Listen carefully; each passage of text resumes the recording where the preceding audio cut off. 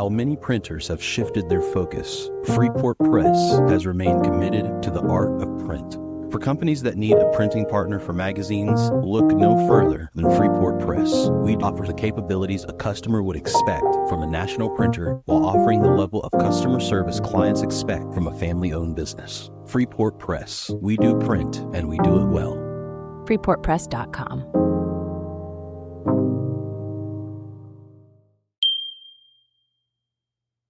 I'm pretty adamant that we remain an unconventional food magazine in the sense that we're not publishing recipes. Food is the medium, food is a prism. It's a means through which we can talk about a lot of different things. It's also a beautiful thing visually and sensorially. It's a nice thing to commune over. It's a nice thing to photograph. But yeah, it's very much a publication about personal stories, and food is just the glue, the entry point.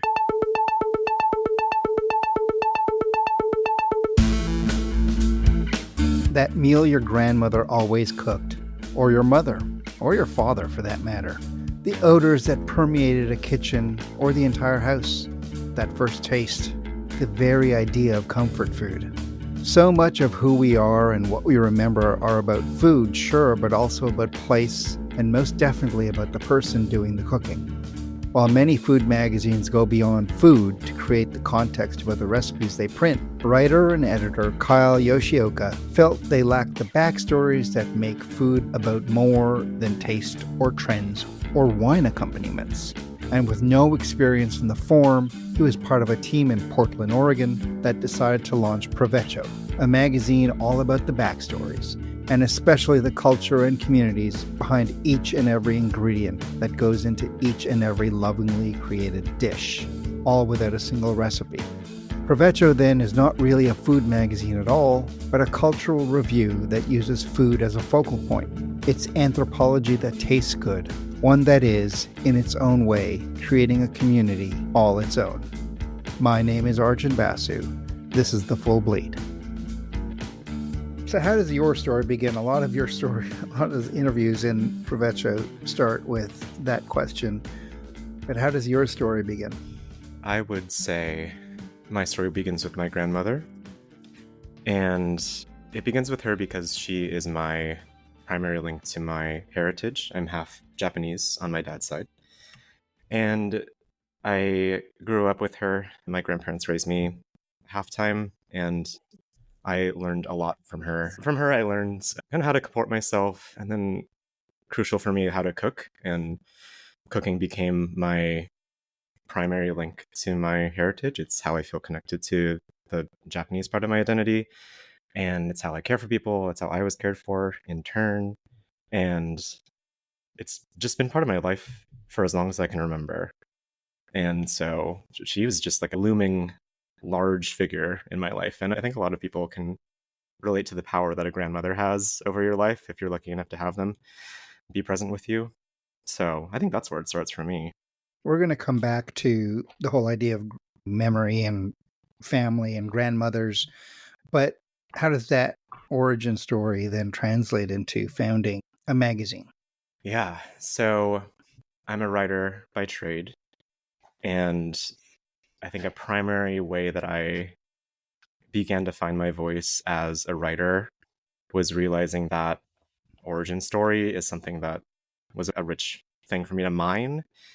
I don't have a background in publishing by any means. This magazine, Provecho, is like my first foray into any kind of publishing. It began as a really organic product of the collaboration that I had with my design director, Eldai de la Cruz. We came together one summer in 2022, I believe, and we wanted to work together. We've collaborated before. He has a similar kind of connection to his heritage through food, and it made sense to do that given my skills in editing and writing and his skills in design.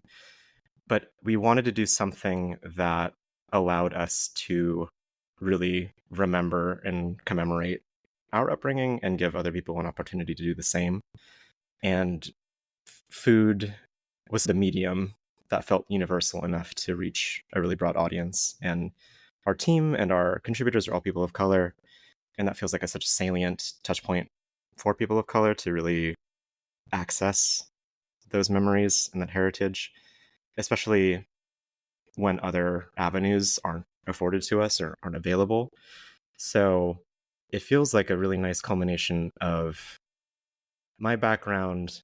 And it's also, it kind of just happens to be that an indie publication is the way that we wanted to do it. I think we could have done it any number of ways, but this makes sense for a lot of reasons. It's something that allows us to have a concrete thing that becomes a beautiful memorial to all the stories that we're telling. And it's visual, it's storytelling, it's so many different things that results in this object. So no one on the team really has a background in food, like professionally in food. You all eat, obviously, and you have these shared memories, but you don't really necessarily have a background in food. I worked in food service for a number of years, but I would not consider myself a chef. I wouldn't say that I'm a professional food person at all. So I guess it was just a conversation, or one of you invited the other one for dinner and saying, "What's this? Oh, it's something my grandmother used to make." That sounds oversimplified, but is that how it started? It's certainly not a lot more complicated than that. I think we were inspired in part by this event series that happened in Portland, Maine. I'm in Portland, Oregon. But it's called Tender Table, and it's a storytelling event that invites people to tell a narrative from their life and connect it to a dish, like a specific dish that they make for the event and then serve to the audience. And we were inspired by that concept. So we had that in mind as we were going into this. We just gravitate towards feeding one another as people, I think. So it was just like every time we hang out, we cook or we share some kind of meal together. And so that is the ethos that like originated this. It is that simple. You speak lovingly about the experience of growing up, about your grandmother, about the meals you remember, about joy and comfort and connection to loved ones, with food being really a symbol almost of it, or a vehicle for it. And then that infuses it. Food magazines are never really about food. Websites Totally. can be about food and recipes and make this and impress people, but most food magazines are about something else. Absolutely. Yeah, I'm pretty adamant that we remain an unconventional food magazine in the sense that we're not publishing recipes. Like we have one kind of conceptual recipe in our first issue, but yeah, food is the medium, food is a prism. It's a means through which we can talk about a lot of different things. And it's also a beautiful thing visually and sensorially. It's a nice thing to commune over. It's a nice thing to photograph. But yeah, it's very much a publication about personal stories, and food is just the glue, the entry point. There's both issues on the front. The tagline is Stories of Food and Identity. And I think it's really about identity and food. The order of the words matters, but food and identity sounds better than identity and food. And it's probably also easier to sell. But it really is about the voices that are missing, I think, or the stories that are missing in a lot of food writing. Yeah, agreed. I think you can take that interpretation in a lot of different ways, but I think we're certainly filling a niche in the food media landscape for people of color. There's a lot of appreciation for non-white food, right? But there's not often a commensurate amount of appreciation for the cultures that bring us that food or the people that bring us that food. So I think we're certainly meeting a need there. And I think there's also a way you can interpret that as it's the memory aspect of that too, right? Like bringing people into the room with you or invoking someone who maybe you can only access through food, through something that they loved, for example. And yeah, so there is a lot of maybe absence that it's speaking to as well. And it's also at the same time celebratory, that it holds both Yeah, of because I those. think there's an inherent criticism of a lot of food writing in the magazine without saying it, because Yeah. the magazine is a happy place. But so many food magazines are about the photo and not about the meaning or the gorgeous shot and to make you hungry, but not the backstory, and or recipes and no backstories. But this is like all backstory and no recipes. Yeah, absolutely. It reminds me of, I think it's been memed to this at this point, but the like online recipe that you find, and then there's 5 pages of backstory about like your long lost whatever, and then you finally get to the recipe. I think that story that precedes the recipe is interesting stuff. It gives writers an opportunity, I think, to really inhabit the space that they're given. I think that's my editorial intent, to really make writers feel like they're welcome to tell the story only they can tell, to an audience of one, which is themselves. I don't want them to cleave to an institutional voice. I don't really set like a strict theme. When we were putting out calls for pitches, it's like we were looking for stories about food and identity, and that's kind of the end of it. And then I do other things like, for example, not italicizing non-English words, things like that, that are more subtle, but that can start to other non-English speakers in various ways. So that's a really intentional part of what we do. And we don't, for example, we have content in other languages that aren't English. We don't translate them in the text. And that is meant to challenge the idea that publications have to be in English because we're in America. There's still a linguistic hegemony favoring English in this country, despite America being a melting pot, despite there being so many languages spoken. And so it's our little attempt to challenge that, like poke at that. And I think that it helps to welcome in people who might not otherwise feel represented that way. I think that there is universality in the hyperspecific. I think the more we can drill down to those specifics, the more opportunities actually present themselves. I think it's maybe counterintuitive, but I've found in my experience, I'll speak for myself, that the more that I can encourage and create the space for writers to feel safe in the vulnerability of getting just so particular and like really putting themselves back into that memory that they're trying to evoke, or embody that experience that they're having, that they're trying to convey, the more they can be specific, the more relatable it becomes, and the writing becomes better, which is important for me as well. That directive that I'm giving, I think at the beginning, maybe I would have thought that we'll start to alienate people or something like that, but I found the opposite to be true. And it now, in retrospect, feels very resonant with the kind of publication that we are. We're not too concerned with what other standards are, and we aren't beholden to major stakeholders or whatever. So we have the leeway to be able to publish something that maybe wouldn't have a home elsewhere. And I'm honored to be a lot of people's first publishing opportunity too. And maybe it is a bit esoteric, and maybe there are people that do feel othered by it, and that's okay with me. I think it's okay that not everything is for everyone. But I really think that you enter into relatability and universality again the more you winnow down. It's like there's a certain shape that it has of widening, like narrowing, and then widening again. Yeah, you just graphed it out. As a writer, I actually graph everything in. So thanks for that. So we talked about food as a conduit to really other types of meaning. So in that sense, this is anthropology. I think so. Yeah, absolutely. I think it's one way in which we get at that human story. I have an undergraduate degree in art history, and I feel the same about that. A lot of things are anthropological. There's so many artifacts, and food is one of many, and it's one that's ancient, as like probably as old as humanity itself. So there's been a lot of time to accrue a lot of meaning for it, and it's become something, I don't know, there's a lot of capacity for it to be something esoteric now, even as it's also elemental. Yeah, whenever I go somewhere, I always do two things.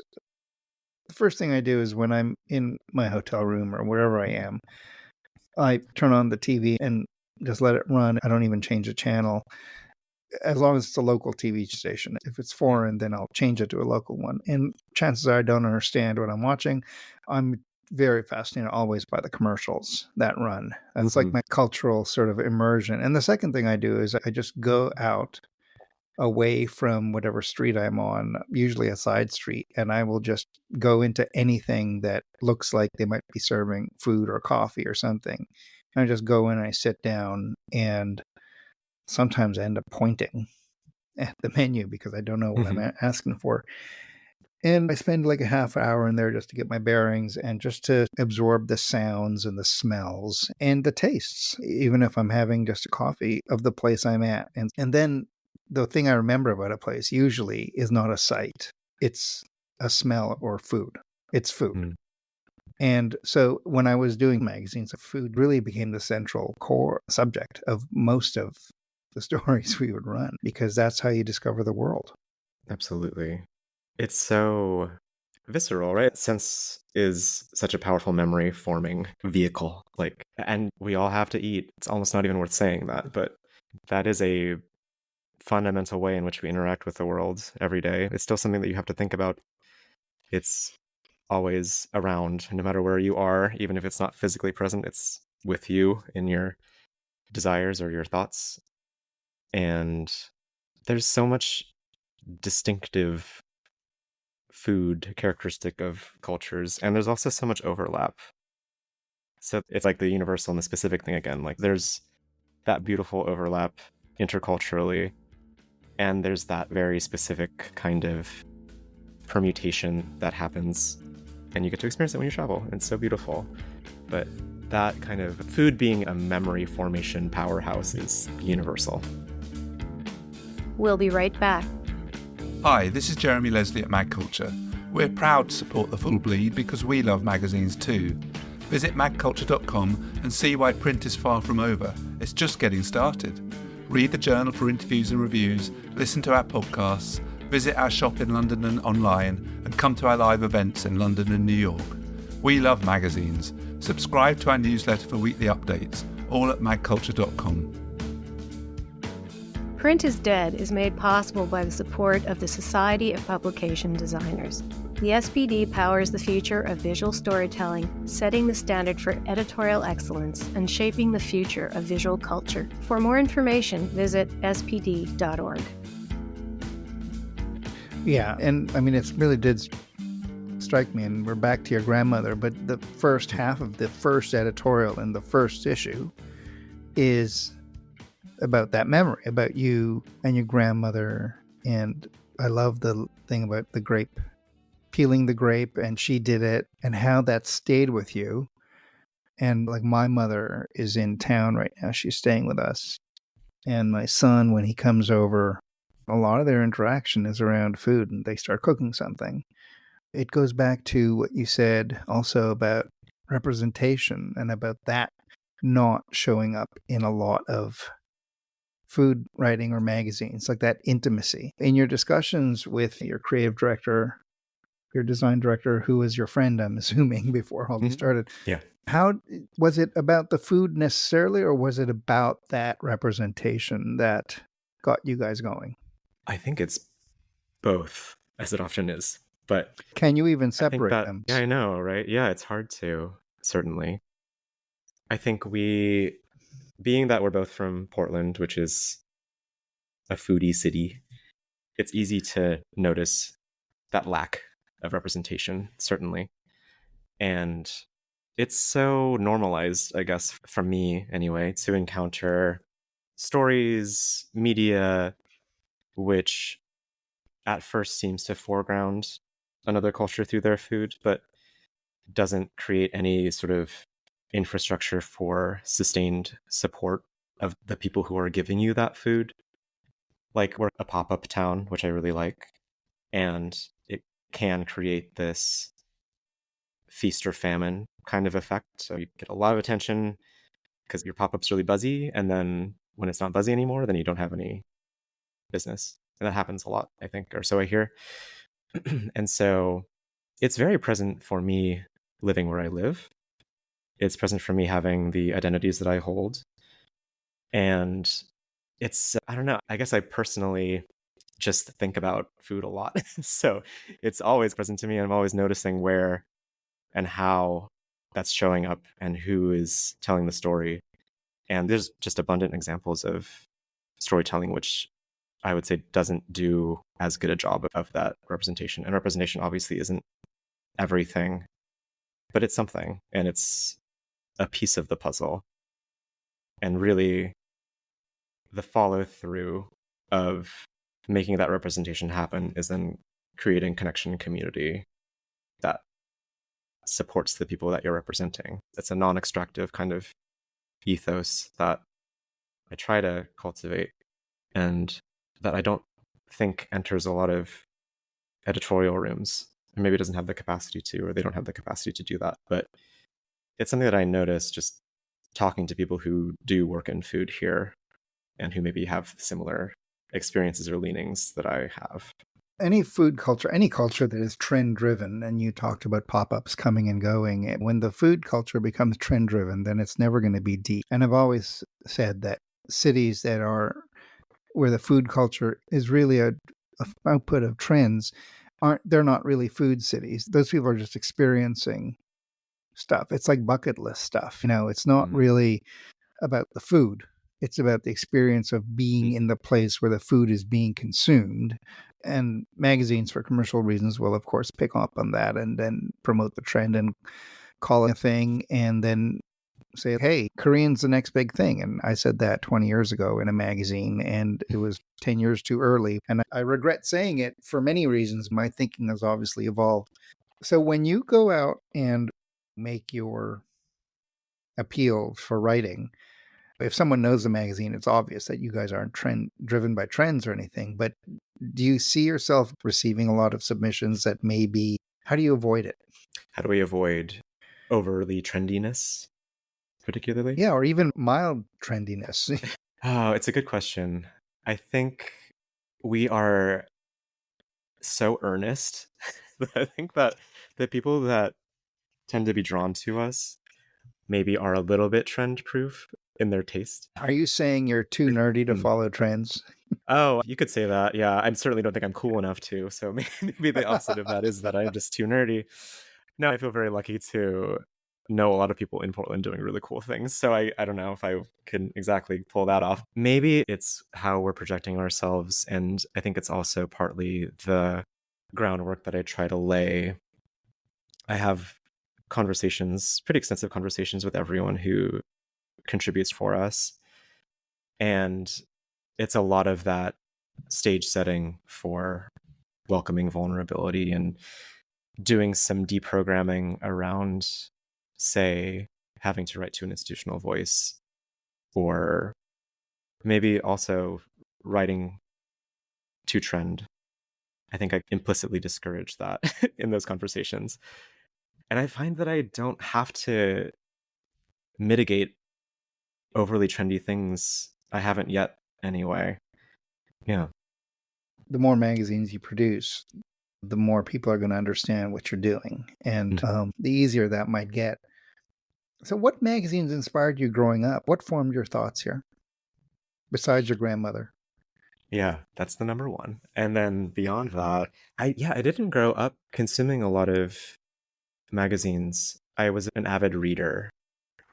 And so certainly the written word has been with me a lot.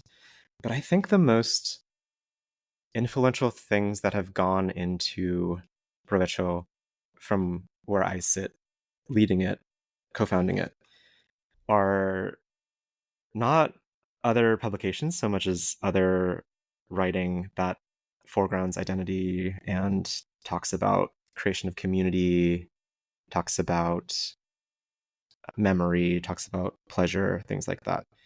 I'm recently reading this book called Dear Elia by Mimi Cook, and it's about Asian American identity formation.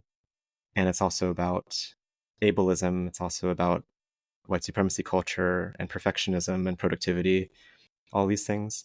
And I have found that work that I have done internally, examining my own identity and then reading other writers' works about how identity plays out for them, whether that writing is academic or less formal. Those things have really shaped how I approach writing about identity myself and how we frame Provecho for other people interested in writing about it. So things that have helped me to understand how belonging can function, how it's built, how trust is cultivated, how identity can be such a fraught thing that can be contingent and not fixed for a lot of people. You're one of the first people I've spoken to that has absolutely no background in this at all. What have you learned the most in terms of the making of this thing? Not conceptually, but the actual physical task of making a magazine. What have you learned the most? It's a good question. On a meta level, I think I've learned that you can do whatever you want to do. There's a permission that I've gratefully accepted, that I didn't wait for someone to tell me that I should do this. Maybe it's a lesson of adulthood. I'm in my mid-30s. It's like a dawning realization of, oh, that's just like the order of the universe, is like you can just exert your will when you want to. So that's a big kind of larger theme.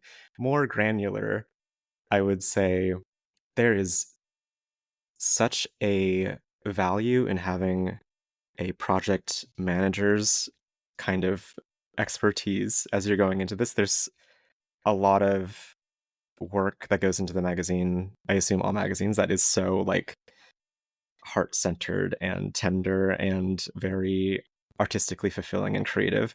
And there's also this nuts and bolts element of, can you return an email in a timely fashion? Can you track all of these dependencies and do all of that nitty-gritty stuff? And it's made me appreciate the interlocking relationship that those two things have. It's probably the same for a lot of creative industries, but it's something that I didn't really think about too much before jumping into this. Like, just the amount of, I'm going to be on my email infinitely, and I need like systems to track everything, and I need to build it in a way that feels responsive to my needs. It's that building, the architecture that supports all of this beautiful creative work. But I have been humbled, and I'm very grateful to now have a better understanding of just the amount of work, because it's staggering. And we're not by any means a huge operation. So I have a major appreciation for the amount of labor and the number of people that have to go into these projects. Yeah.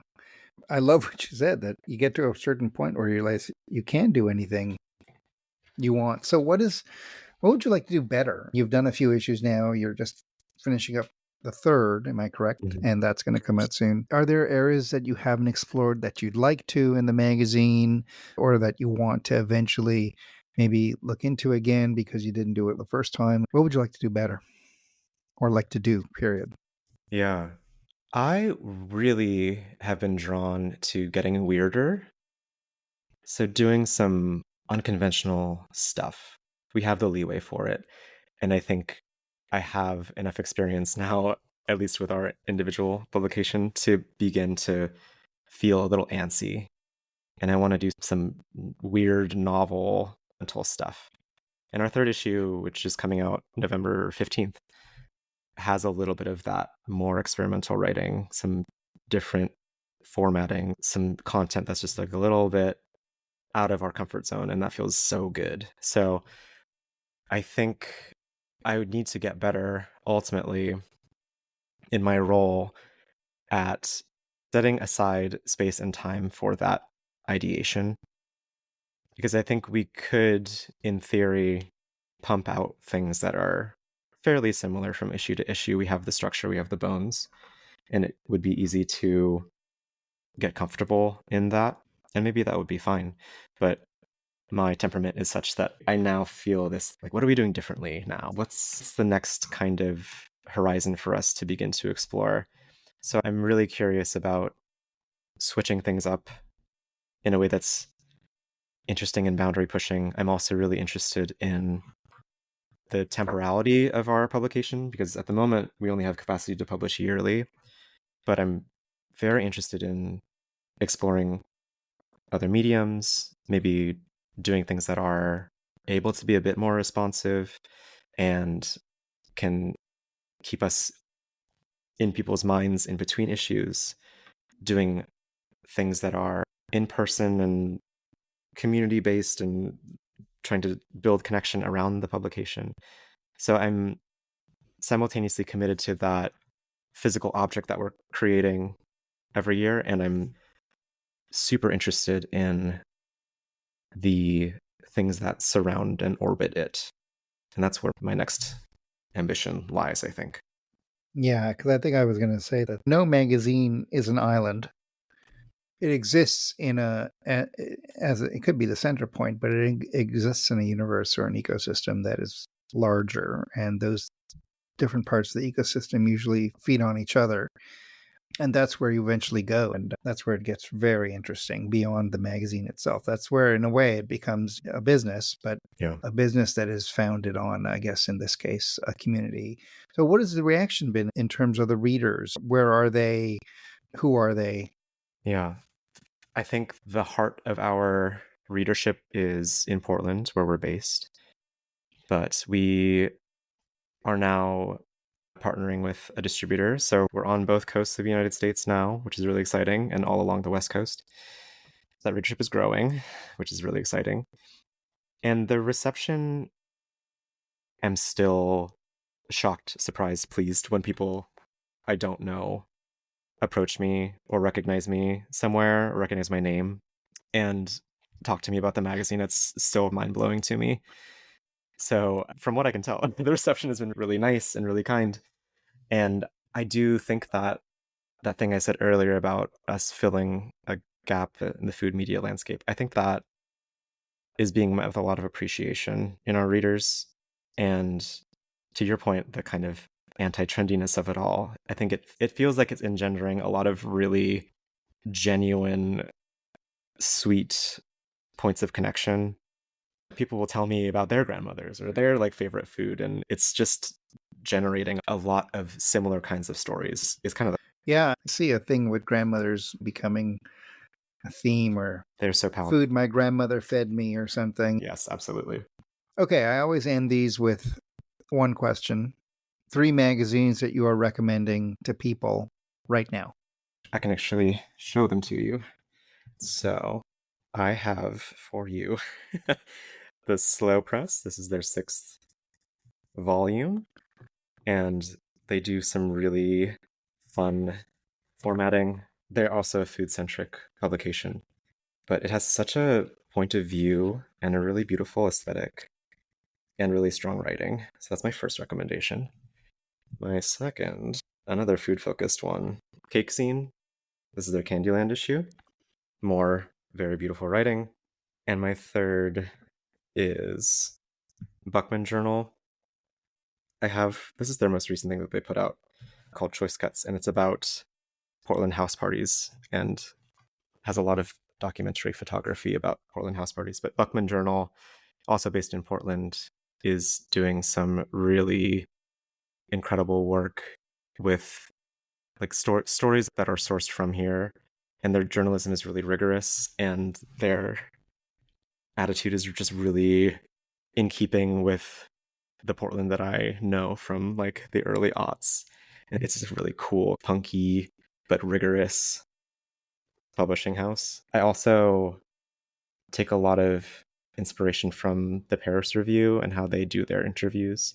It's not a QA kind of format. I find myself moving away from that in my own writing. It's this beautiful, amalgamated, intentionally and deeply edited thing where there's a conversation and it's structured really, I think, with the reader in mind, and it reads just so unlike an interview. It reads like you're a fly on the wall in this conversation, and it's more cogent maybe than a raw interview could ever be.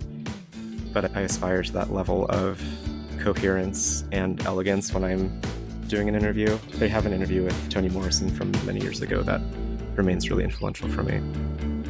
This has been The Full Bleed, a podcast about the future of magazines and the magazines of the future, and a production of Magazium LLC. This episode was produced by Patrick Mitchell. The theme music was composed and played by Jason Camelot. If you'd like to comment on this show, send an email to hello@magazium.co or visit our website at magazium.co, where you can read transcripts of all of our interviews from all of our podcasts, along with portfolios, archival photos, links, and more. You can also tell us about the mags you miss. Just fill out the form on the website. Once a month, we'll select the name of a lucky person, and they could win some fine swag. Speaking of which, we have a swag shop. My name is Arjun Basu. Thanks for listening.